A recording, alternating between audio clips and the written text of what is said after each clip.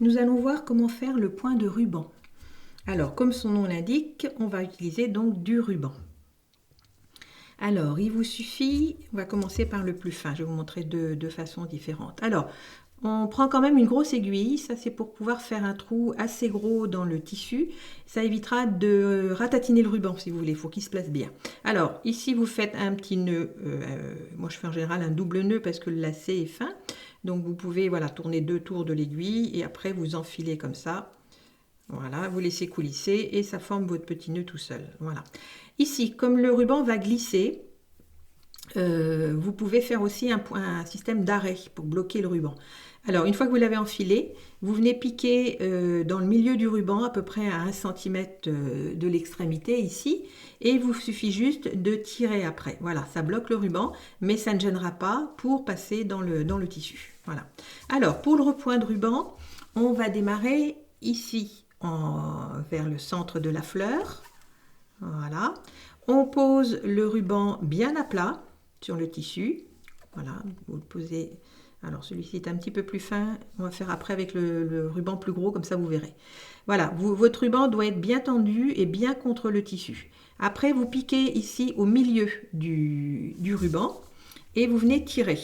Alors par contre, il va falloir faire attention parce qu'il faudra s'arrêter un petit peu avant. Voilà, on vient tirer juste à temps de former une toute petite boucle. Donc c'est à vous après de décider si vous voulez une grande ou une petite boucle.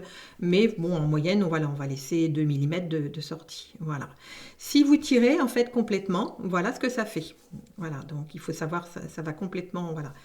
Il faut savoir donc s'arrêter avant. Donc je recommence. Donc je sors ici, voilà. Je pose mon ruban bien à plat contre le tissu. Je viens piquer, ben voilà, si votre fleur s'arrête ici, c'est à l'endroit où vous allez piquer.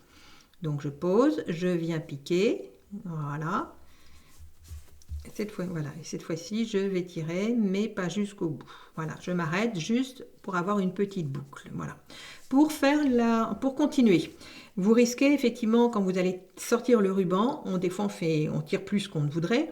Donc vous risquez de vous retrouver dans cette situation-là, c'est-à-dire que la petite boucle part de l'autre côté. Donc ce que vous allez faire, c'est qu'avec l'index et le pouce, vous allez faire une pince pour maintenir, pour bloquer si vous voulez. Voilà, au moins le temps de passer le fil. Parce que vous voyez, quand on va tirer, c'est là qu'on peut tirer un peu plus loin. Même en faisant la pince, c'est ce que je viens de faire. Alors, on pose, on pique dedans et on ressort. Voilà. Alors des fois, vous laissez un plat comment ça se place, c'est pas obligé d'être pile poil bien rond. Je vais vous montrer avec du ruban plus large, vous allez voir un petit peu la différence, ça sera plus facile. Alors pareil, donc je prends cette fois-ci un ruban un peu plus large. Voilà, alors je travaille avec des rubans japonais, ce sont des rubans en nylon, c'est pas de la soie. L'avantage, si vous voulez, c'est que ça se lave, donc c'est plus solide déjà et moins fragile à travailler, et aussi ça va se laver, donc ça va être intéressant quand vous allez broder sur des vêtements, des choses qui ont besoin effectivement de passer à la machine.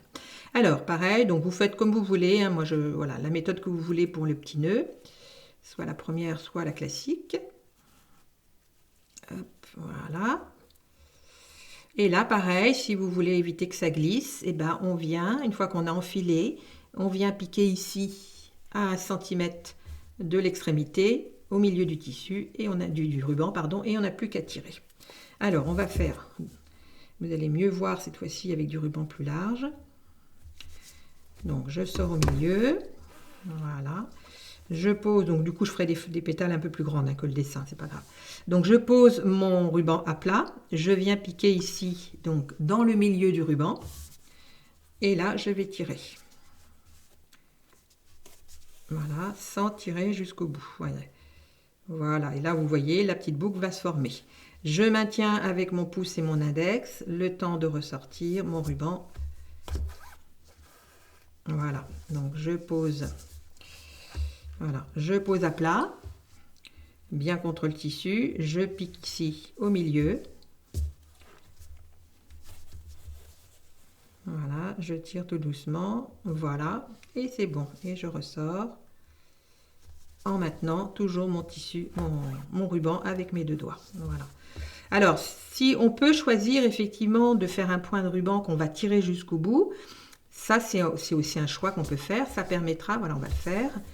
ça permettra, voilà, ça permet d'avoir une petite quand même, une petite pointe ici qui est très jolie. Voilà. Donc voilà le point de ruban. Alors moi je vous conseille, une fois que vous avez terminé par exemple de faire ça, c'est de venir, voilà, de venir tout de suite avec un petit fil, venir immédiatement, voilà, faire une petite, un petit point, voilà, dessus. En général on fait un ou deux. Voilà, ça marque les petites pistils ou les petites nervures selon si on est sur une feuille. Voilà, donc vous allez faire ça.